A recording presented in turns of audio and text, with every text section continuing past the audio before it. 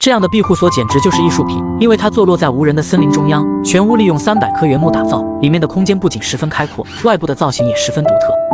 这是刚刚结婚不久的小两口，对于喜欢野外建造的他们，打算在山里建造一座梦想家园。只见他们规划出合适的区域，用水泥加沙土搅拌在一起，浇灌在事先准备好的模具中，这样就得到结实的承重柱。尼克缓缓放进去一块角铁，用于后期固定原木用。带的几根基脚全部凝固后，他驱车拉来了加工好的木方，用来给底部搭建框架基础。有了合适的建材，给他省去了很多时间。现在只要专注在搭建上，相信很快就会搭建出合适的家。他利用这些粗壮的木方当作龙骨，一根根间隔着固定在整个框架上，交界处再用木方进行加固。保险起见，每个基脚柱子上又加上了一层角铁进行包边。有了合适的地基框架，接下来就是向上搭建。不过在这之前，底部要铺垫防护膜，然后用欧松板进行有效的密封。这种板材不易变形，而且耐久性很好。说话的功夫，两人就拉上了遮阳棚。听天气预报，今天有雨。果然，刚刚弄好，稀稀拉拉的雨滴就下来了。俩人也非常享受这难得的时刻。待得雨过天晴，他们用木方继续拼接成一个整体。本以为是地基框架，没想到是一面华丽的墙体，而且整个墙面的设计都有提前预留好门窗的位置。虽然没有绘画好的图纸，但每个步骤两人都是了然于心。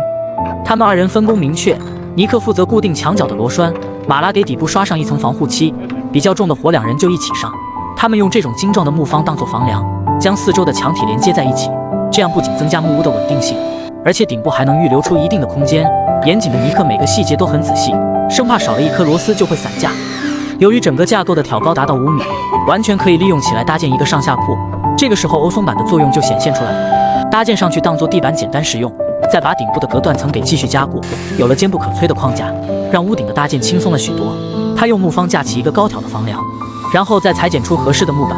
由于木板体积比较大，用来当做墙面简直再合适不过了。不仅干净耐磨，搭建起来也是非常简单，只需要贴合整个框架固定上就好。而尼克则是继续加工好船子，船子的一端都要切割出卡槽，然后依靠着房梁将其精准地卡上去。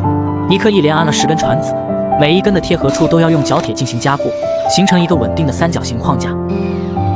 待得完成好屋顶的框架，他继续用欧松板进行覆盖。好在男女搭配干活不累，尼克在顶部进行加固，马拉在下面进行搬运，他们配合得非常默契。为了防止被风吹日晒，顶部铺上一层防水薄膜，再用领条构架出网格状，这就能大大增加屋顶的承重力。然后把绿色的彩钢瓦安装上去，象征着环保平安，且能与大自然融为一体。直到两侧瓦片固定好以后，交界处再用彩钢脚进行连接。现在无论是正面看还是侧面看，整个木屋的颜值都已然拉满。而且室内上下的床铺设计也能节省很多空间，就算住上3个人也能绰绰有余。为了能让顶部更加通透，他用工具在一侧切割出采光口，再将定制好的窗户安装上去，用密封胶给窗口封堵严实，最后再安装一扇风格统一的木门。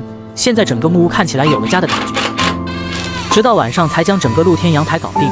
第二天一早，外面就飘起了雪花，白雪覆盖在整个大地与树木之上，整个木屋看起来美轮美奂。尼克继续用工具截成片，重新给木梯进行加固一番，至此由爱而生的木屋完成，两人才得以观看美丽的雪景。